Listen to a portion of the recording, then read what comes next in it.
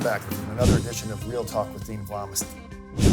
Today, we have another realtor, but more than just a realtor. It's Chris Stephens from Jameson Sothebys. He's one of their managing brokers and manages 3 offices all on the North Shore. So we're going to get his take on the market, but more importantly, how he juggles all that. He's not just a real estate agent, not just a managing broker, father of 4, former wrestler, wrestling coach, and Mercy. He's done it all. So let's dive in and see how he does that. Thanks for being with us. Okay, so there's a lot to talk about, but first I want to talk about you manage 3 offices for Jameson Sothebys. Evanston, Winnetka, and Barrington offices. Okay, so the first question I think of is, where in my business, my business is mine, I have to answer to myself. You have to answer to Over 100 agents. Different personalities, all that stuff. Definitely different personalities. So you deal with a lot of different things. We definitely see a lot. We're involved in our agents' deals, whether it's deal doctoring, helping put together a deal, helping them think outside of the box how to get a deal done. So sometimes we get called in to put out fires. You have to be something to everyone then, right? Absolutely. You're forced to deal with different personalities. You're forced to, because what affects someone else one way may affect someone else the other way. So there's not one right way to do it. It's how best to guide them through something, right? Absolutely. I think that's really important. Situational as well. Interesting, challenging. Absolutely, and it was something that I wanted to start in just creating, or there was already a culture when I came to this organization in terms of each office kind of has its own culture, but then taking that culture to the next level, camaraderie, agents working together, not working against each other. Work in the same office in a lot of the same areas. So making sure that there's accountability for them, but a culture of sharing. And what's important, the challenge, again, I'm in the mortgage business, and sometimes when we have managers, it's like, what can you do if you're not selling, you don't know my issue. But you sell, and you have sold. That's a big difference then. It's not just, you're not applying to a job as a manager, you're coming, here's my experience. I've done this all before. So best I can relate to them, being able to relate to someone. I think that's one of probably the biggest things that Jameson Sothebys International Realty does that differentiates from some of the other companies. I know a lot of managing brokers that didn't make it. They came from, Fortune 500 companies. They were great in their career. They got into real estate as a second career. They weren't really making it in sales, and then they went up the ladder to, their forte might be managing people and stuff like that, but they didn't really know about how to get a deal done. And I think that that's one of the big differentiators here is myself, Jim Miller, Dina Schenker, the managing brokers that we have at Jameson. We've all sold at a very high level. We've done development, we've done new construction, we've done condo deconversions.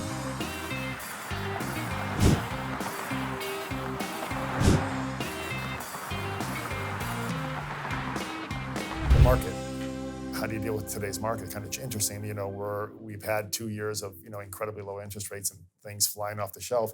I think I got a deal in last week where they actually accepted a contingent offer. That's a big deal in this market, right? So it's kind of changing, right? Yeah, absolutely. We went from, and it's still pretty hot in the suburban markets and stuff like that, but we do accountability groups and coaching and training, having people on the accountability group and calls that handle West Loop, Barrington, Evanston, Winnetka, Lincoln Park, and being able to talk about what's happening in all those micro markets as well, not just the Chicagoland area, because those submarkets are all completely different. But we are seeing in certain areas where it is a more stable market. Somebody will take a home sale contingency. Market times are creeping instead of 1 week, and they're being sold in a week, that they're 30 to 45 days. That's a healthy market right now. That's what normally should be. It's by no means do I see that there's a downturn in the market, but we definitely are seeing a more normal balance. So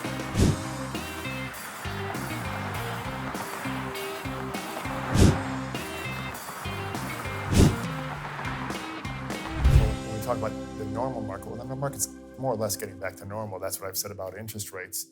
People talk about, oh my goodness, how high they've gone. Well, the last 2 years during the lockdown was unrealistic. I mean, glad they will take it any day, but we're back to normal levels and still really, really low. So it's conditioning yourself. This is how I have to work now versus how incredibly busy it was. And I would imagine in your position, you have to give them that information. This is where we're at. Before we all panic and it's not as easy as it used to be, let's get back to work and this is how we do it. This is how it's been done. Absolutely. One of the things that we really push home is having data-driven dialogue with our consumers, coaching our agents to have those dialogues, using trend graphics reports and different things where we can talk about real estate trends, absorption rates, and going to say somebody, Well, we're still at a 3 to 4 month supply of inventory. This is a balanced market. Balanced market. Yes, it's yeah. up from a 1 month supply of inventory. Right. It's quadrupled, but it's still at a balance. That was an unrealistic numbers that we were going for 2 year stretch. But that's valuable information, though, too.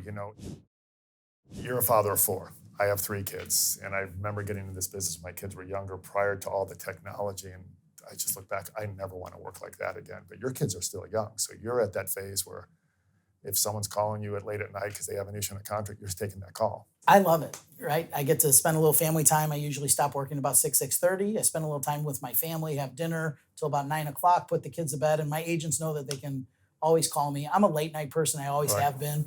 So I stay up till 12, 1 o'clock in the morning. Right, So you my do that. agents know, text me between 9:30 and 1 in the morning, and you're probably going to get me, and you're going to get my full attention. What I mentioned earlier about Chris is he was also a college wrestler and a wrestling coach.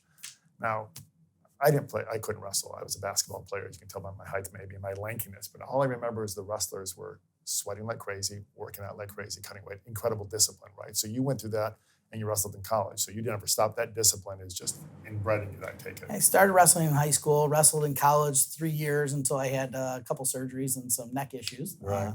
Stopped wrestling, but got out of school and started coaching. So I coached for 12 years. That's a long time, yeah. So, And then have recently started. My son is 5 years old now, so we just started doing coaching again because he's got back into the sport. So I remember someone on my team during a deal that Chris we were working on together.